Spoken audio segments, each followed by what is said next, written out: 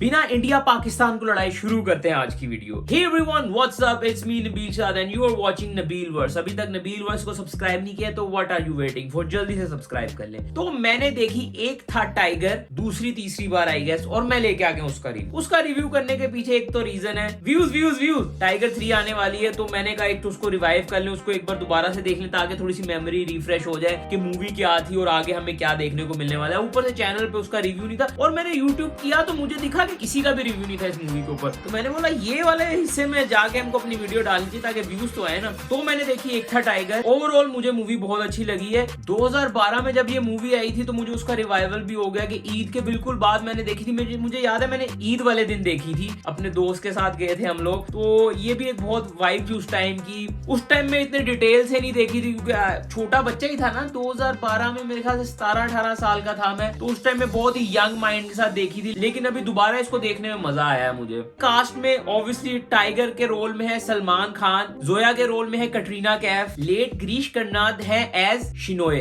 और रवीन शोरी है गोपी के रोल में। ये मेन कास्ट है मूवी की। मुझे मूवी में गोपी का रोल बहुत अच्छा लगा और मैं चाहता हूँ कि ये कैरेक्टर वापस आए, हमें कहीं देखने को मिले। अच्छा, सबसे पहले तो स्टोरी के ऊपर बात कर लेते हैं। स्टोरी है एक रॉ एजेंट की जिसका नाम है टाइगर। वो एक केस से वापस आता है, फिर उसको एक नए केस में भेजा जाता है जिसमें वहां पे सिर्फ उसको ना ऑब्जर्व करना है इस केस के ऊपर, क्योंकि इंडिया की कुछ इंपॉर्टेंट फाइल्स हैं जो उन्हें लग रहा है कि शायद में भी लीक हो रही है, तो बस उसे ऑब्जर्व करना है। वहां पे वो जिस बंदे को ऑब्जर्व करने जाता है उसके घर में एक केयर टेकर होती है जोया, जिनके रोल को कटरीना कैफ ने अदा किया है। तो उसके साथ वो थोड़ी सी दोस्ती यारी डालने लग जाते हैं कि शायद उस बंदे से थोड़ी सा कनेक्शन हो जाए, थोड़ी सी बातचीत हो जाए। उस चक्कर में उन्हें उससे प्यार होने लग जाता है और गोपी और उनकी बातें काफी अच्छे सीन होते हैं। वो उनकी जो कोऑर्डिनेशन थी और स्लोली उनको प्यार होना शुरू हो जाता है। गाने शाने आते हैं बीच में। और फिर एक दिन होता है कि उस लड़की का एक शो होता है, वहां पे सलमान भाई जाते हैं तो उनको गोपी की कॉल आती है कि उनके घर में कुछ हो रहा है, साइंटिस्ट के घर में। तो वहां जाते तो उन्हें पता चलता है कटरीना कैफ वहां पे उनकी सीक्रेट फाइल चोरी कर रही है। सलमान भाई उन्हें बोलते हैं कि यू नो द प्रोटोकॉल। ये डायलॉग नहीं था लेकिन मैं चाह रहा था कि ये डायलॉग होता। सलमान भाई बोलते हैं यू नो द प्रोटोकॉल, मुझे तुम्हें मारना पड़ेगा या तो हमारे साथ चलो। वो बोलती मैं अपने मुल्क से धोखा नहीं दूंगी। तो ठा उधर आ जाता है इंटरवल। बाकी मूवी की स्टोरी जानने के लिए आप लोग जाके मूवी देखो। मैं अगर आप लोगों ने नहीं देखी तो मैं स्पॉइल नहीं करना चाह रहा हूँ। अच्छा, जो ट्विस्ट था ना वो ऑब्वियसली मैंने मूवी देखी हुई थी तो मुझे पता था, लेकिन दोबारा से इसको देखने में भी मजा आया। मूवी के गाने यार टू बी ऑनेस्ट मुझे बहुत अच्छे लगे। बंजारा गाना, फिर उसके बाद सैयारा गाना आता है और गाने ओवरऑल मूवी के बहुत अच्छे थे। मुझे गाने बहुत अच्छे लगे और ये वो फिल्म है जो दोबारा देखते टाइम मुझे रियलाइज हुआ कि गाने अच्छे तरीके से मूवी में इंसर्ट किए जा सकते हैं। जरूरी नहीं है कि आपको गाने डिस्ट्रैक्ट करें मूवी में। इसके गाने इंसर्ट ऐसे किए थे कि वो मजा आ रहा था देखने में। स्क्रीन प्ले मूवी का मुझे बहुत अच्छा लगा है और ये वो मूवी है जो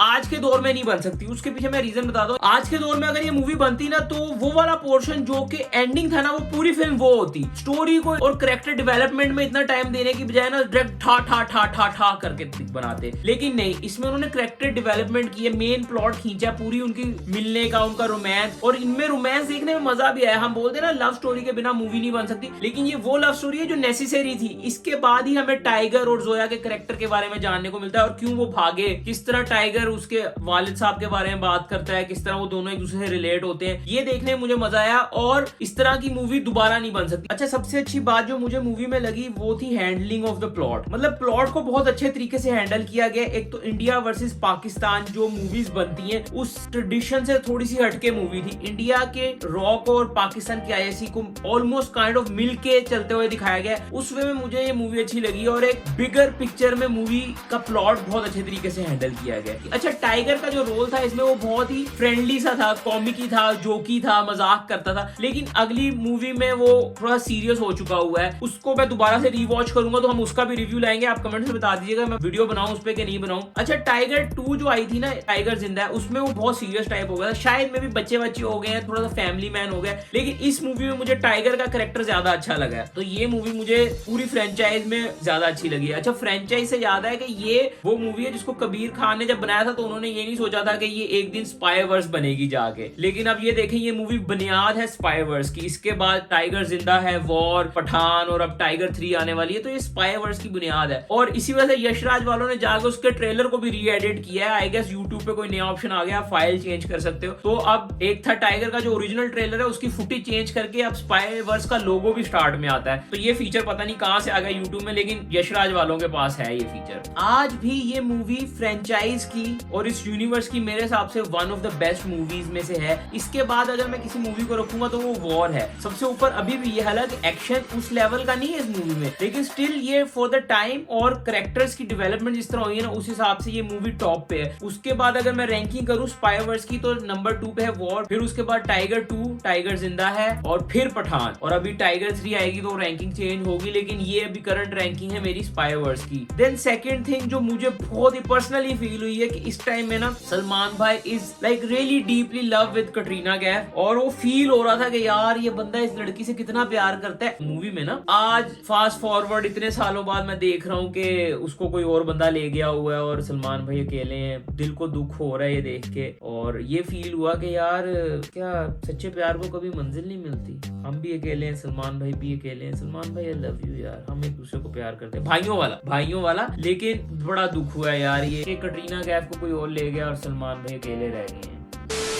उसके बाद स्टोरी अच्छी है, मुझे एक्शन देखने में मजा आया है कि जिस टाइप का एक्शन था, और सबसे अच्छी बात जो मुझे लगी ना, जो बीच बीच में कट्स आ रहे थे, जो सलमान भाई अपनी दूसरी लाइफ और अपने मिशंस के बारे में सोचते थे, वो बड़ा एक अच्छा इंटेक था। एक बंदे को आप स्टैब्लिश भी कर रहे हो कि भाई एक बहुत तगड़ा स्पाई है, और बीच में छोटे छोटे सीन उसके डाल रहे हैं, वो देखने में मजा था। स्पाई हूँ, जेम्स बॉन्ड हूँ, वो देखने में मुझे मजा आया कि स्टोरी टेलिंग दिख रही थी इसमें कबीर खान की, कि बंदे ने स्टोरी टेल की है, स्क्रीन प्ले बहुत अच्छा लिखा गया था, इस वजह से मूवी इंगेजिंग है। अब इस तरह की मूवी नहीं बन सकती, आजकल का दौर ही कुछ और हो गया हुआ है। आज पता नहीं, मुझे नहीं मजा आता आजकल के स्क्रीन प्ले देखने में, लेकिन ये वो स्क्रीन प्ले बहुत ही रिफ्रेश था, देखने में मजा आया, एडेप्टेशन अच्छी थी, डायरेक्शन अच्छी थी। एक्टिंग में थोड़ी सी बात कर देता हूँ। अच्छा, एक्टिंग में ना कटरीना की एक्टिंग यू गाइस नो उस टाइम में थोड़ी सी उस टाइप की थी, लेकिन सलमान भाई की भी ना बहुत स्टिफ एक्टिंग थी। लेकिन फिर मुझे याद है कि इन दिनों में सलमान भाई को कुछ न्यूरॉन्स का कोई मसला हो गया था फेस पे, और मुझे ये कैसे याद है क्योंकि बिग बॉस में देखता था उस टाइम में, वो मुझे याद है वो बता रहे थे कि मैं एक था टाइगर की शूटिंग कर रहा हूँ टर्की में, और मेरे मुंह में कुछ कोई मसला हो गया कि मुझसे एक अंडा खाने में 1.5 घंटा लगता है, इतनी पेन होती है मेरे मुंह में। तो स्टिफ एक्टिंग का रीजन मुझे याद आ गया कि क्यों था। एट द मोमेंट मुझे इतना रियलाइज नहीं हुआ था, लेकिन अब मुझे रियलाइज हो रहा है कि स्टिफ एक्टिंग क्यों थी। टर्न्स में ना फेस मैपिंग बहुत थी, लाइक लिटरली भागने के सीन्स में भी फेस मैपिंग थी, उससे मैं थोड़ा सा मूवी से आउट हो रहा था, लेकिन वो इतना मैटर नहीं कर रहा था क्योंकि मुझे पता था कि फेस मैपिंग हो रही है, ये सलमान भाई नहीं कर रहे। लेकिन सलमान भाई लिटरली कुछ भी नहीं कर रहे थे, इसमें एक्शन था ही नहीं सलमान भाई ने, कि सलमान भाई ने सिर्फ स्टैंडिंग दिए हुए हैं हर सीन में, बाकी सारा बॉडी डबल ने किया हुआ है। तो ये चीज उस टाइम में मुझे फील नहीं हुई थी जब मैंने फर्स्ट टाइम देखी थी, तो ये चीज मुझे एक नई जानने को मिली। शायद उस टाइम में इतने ध्यान से नहीं देखता था, लेकिन स्टिल ये मूवी की क्वालिटी थी ना, वो बहुत ही